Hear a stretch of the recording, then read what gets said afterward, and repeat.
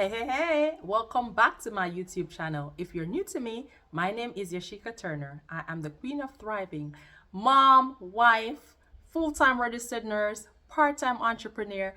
I do all the things and enjoys freedom. On this YouTube channel, I create videos around my immigrant lifestyle.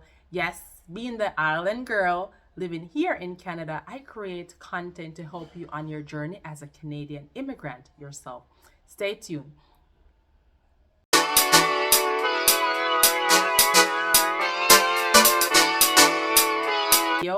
I'm asking you to please like, comment, share, subscribe, hit the bell right here. Yes, right here, so you will be notified of my next videos to come. So let us begin. So in 20, no, why am I going so far back? In 2009, while living in Jamaica, I applied for the Canadian Skilled Workers Program. And you know, this program, it goes by the point system. So you will apply and you get an invitation to proceed with the application. This application, I did it all by myself. I did not use any lawyers. I did not use any immigration consultant. I did everything by myself. The application, I completed the paperwork, mail it off, wait for the response, the back and forth thing. So with this process, the Canadian Skilled Workers Program, it goes by points. It's a point system. So I think there are 6 different categories where you are scored. So there's language, there's work experience, occupation, family, friends, age group.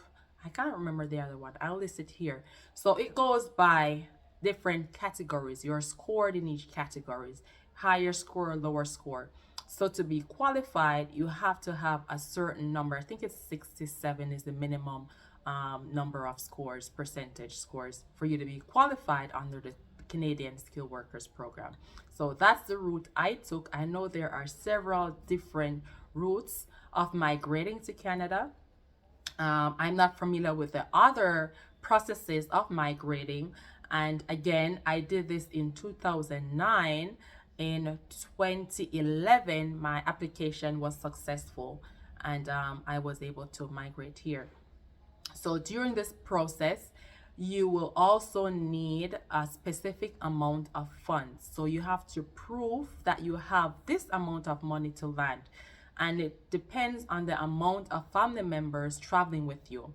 So you can go on the Canadian website to see the latest information. I don't have the information for the latest, the current amount of money that you are required when you're moving here, but go check it out. Do your research to see the latest, okay?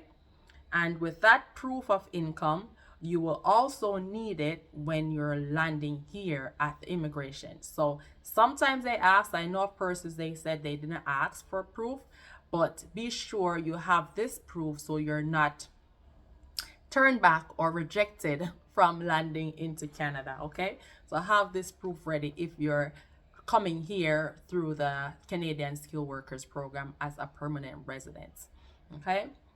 So it took me 2 years to complete this process.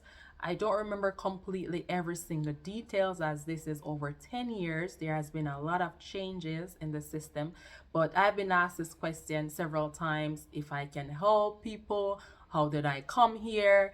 And just for a disclaimer, I'm not an immigration consultant. All these videos, they are from my personal experiences, my knowledge, my experiences as I myself journeyed along this journey, this process. So I'm just sharing information with you to help you to be mentally prepared of what to expect moving to Canada and what to expect settling in Canada. Get you off survival mode into thriving mode. So again, I'm not an immigration consultant. I'm just providing you guidance to be prepared for your journey. So after I landed here in Canada, after you go through the immigration process, you'll be given a paper, a form to prove that you're a landed immigrant. So that will be your passport. So on entry, I came with a single entry visa. So it is a one-time use visa to land here. After landing, then the landing paper, that's the paper you'll use until I got my permanent residence card. Okay, so got that, and that's like your ID. I did mention it in one of my previous videos, what to expect when moving to Canada. I believe I'll link it up here. And in that video, it gave further information of what to expect, what to pack, and all those stuff. Okay, so landed, got the landing paper as a permanent resident. And as a permanent resident, there are quite a few benefits as a permanent resident. I wasn't a citizen yet, but I was given some benefits as close to like the citizen. So there is free health care, some social benefits such as getting child care benefits for kids. What else? Education. So you'll pay as another citizen, the equivalent to a citizen, and not as much as a student, like an overseas student studying here, international student studying. So those are some of the benefit of being permanent residents. So after, I think it was after 2 or 3 years, I was after living here, I think it's 2 to 3 years, you can then apply for citizenship. So after the period of time, I think it's 2, I'll put it here, I'll check it out and I'll tell you. After that period ended, then I applied for my citizen. This process is another process by itself also. You will apply, you will get the okay to say you're granted access. Yes, you can apply. There's a fee for this. With this fee also, you'll send the money. I think it's bank statement or something. You pay the required amount, and again, for each family member, it's an additional fee for that. After the fee is submitted, you wait again to be notified to grant access to do the exam. Yes, there is an exam. There's a test to obtain your citizenship, your Canadian citizenship. I think that the test was 20 questions.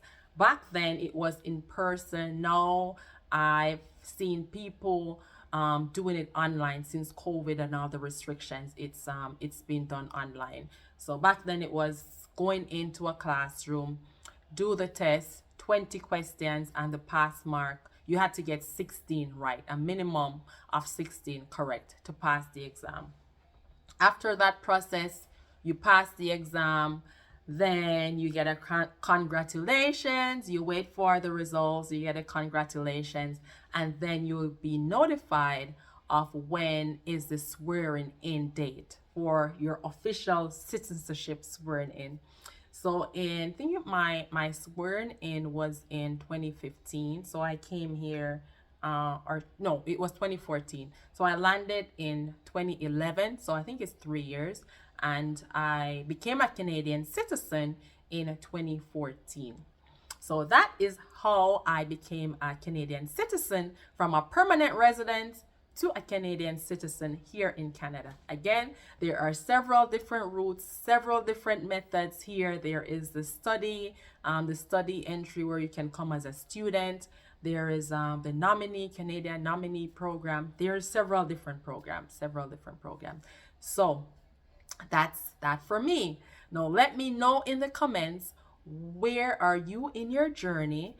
And if you're already here, let me know, what process did you use to move here to Canada? And again, thank you so much for the likes, for the comments, for the follow. If you enjoyed this video, please give me a thumbs up, and don't forget to ring the bell at the bottom so you'll be notified on my next video. And also, please feel free to check out my last video of what to expect, what they didn't tell you about Canada. You'll see that here. Okay, bye for now. Thanks for watching. Bye bye.